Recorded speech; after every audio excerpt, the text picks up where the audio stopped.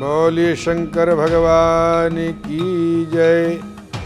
शिवासहायं शिवदम्बरेण्यं वरप्रदं भूतिविभूषितांगं भवार्तिनाशप्रभुवं त्रिनेत्रं पंचाननं शंकरमानतोऽस्मि।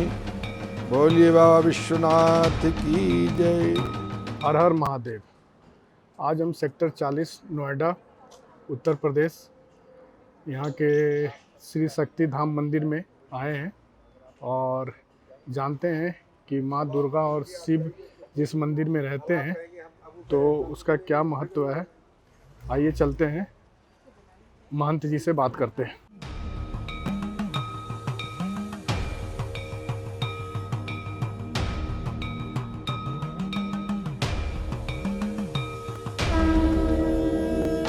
देखिए, मंदिर शक्तिपीठ के नाम से जाना जाता है। इसका इतिहास पुरातन है।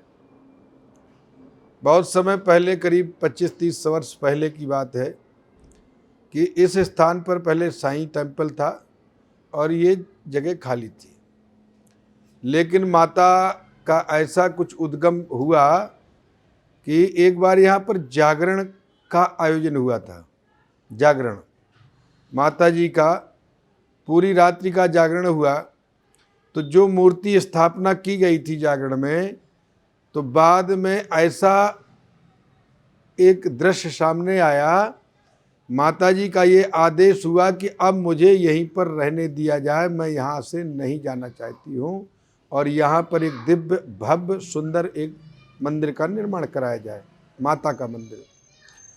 तो फिर एक कन्या के द्वारा उस पर्ची को डाला गया और पर्ची में ये निकला कि मुझे यहाँ से नहीं उठाया जाए और मैं सबकी मनोकामना पूर्ण करूँगी।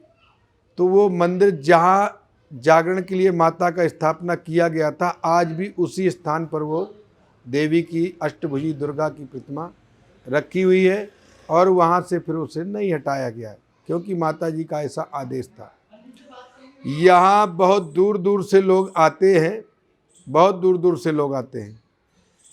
देखिए, दिल्ली से चल कर के सरोजनी नगर, चाणक्यपुरी, जनकपुरी, बहुत दूर दूर से लोग आते हैं, क्योंकि यहाँ माता का साक्षात्कार चमत्कार देखने को मिलता है।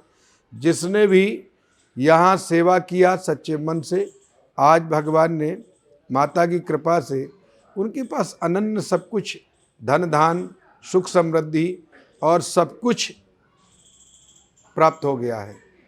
देखिए, भगवान शंकर और माँ दुर्गा का हमेशा से एक संबंध रहा है और शक्तिधाम परिसर के मध्य में जो स्थापना है, ये नर्मदेश्वर महादेव हैं। ये नर्मदेश्वर महादेव का ऐसा मानना है, नर्मदा या गंडकी नदी में ये शिव प्राप्त होते हैं और नर्मदा का हर कंकड़ शंकर माना जाता है। और भगवान शिव नर्मदेश्वर महादेव भगवान शिवांश की शक्ति ही है, देवी को जो कहा जाता है। एक समय पर भगवान समय समय पर भोलेनाथ देवादिदेव हैं, ये देवी देवताओं को प्रकट करते रहते हैं और इनकी अर्चना पूजा करने से सब कुछ प्राप्त होता है भक्तों को। कुंवारी कन्याओं का विवाह न हो रहा हो तो भगवान शिव का जो पूजा अर्चना, सोमवार व्रत, 16 सोमवार जो कराए जाते हैं उससे, और एक देवी और शंकर जिस मंदिर में ऐसा कम्युनिकेशन होता है, ऐसा समावेश होता है, ऐसा संयोग, फिर नर्मदेश्वर यदि महादेव हैं तो फिर उनकी तो बात ही अलग है। वो बहुत फलित हमें प्राप्त कराता है।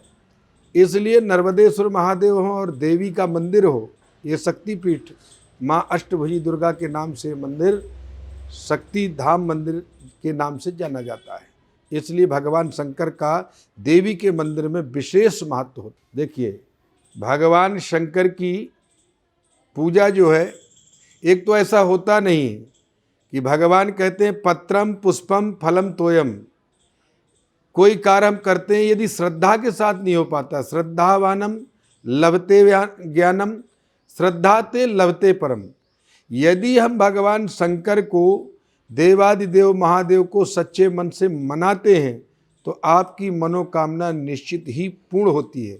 यदि उसमें कोई संशय रह जाता है या कार्य में कोई त्रुटि रह जाती है तो भगवान शिव के साथ में भगवान श्री राम की आराधना करें, निश्चित ही आपका मनोरथ पूर्ण होगा। देखिए, भगवान शंकर एक ऐसे देवता हैं, वैसे भगवान विष्णु, शंकर और ब्रह्मा, इनकी सबकी उत्पत्ति का पता लगता है, लेकिन भगवान शंकर जो हैं वो देवादिदेव हैं, आदि शक्ति हैं, महादेव हैं।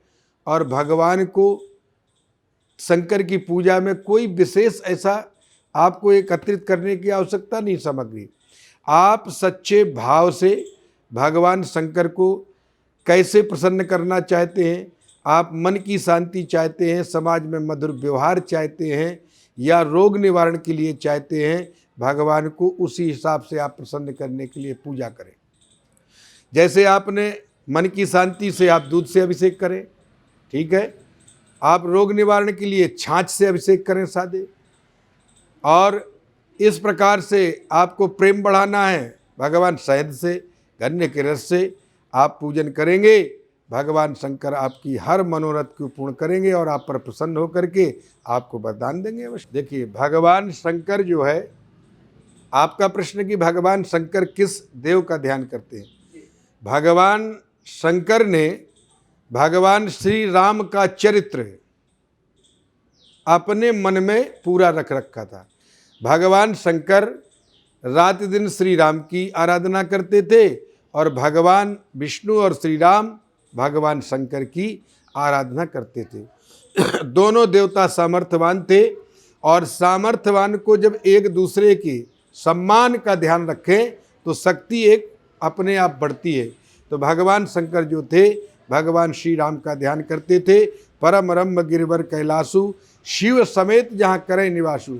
भगवान शंकर हिमालय में रह करके भगवान श्री राम का आराधना पूजना करते थे और भगवान श्री राम भोलेनाथ की, देवादिदेव महादेव, तमोगुण से इनका उत्पत्ति है। ये बहुत शीघ्र प्रसन्न होते हैं।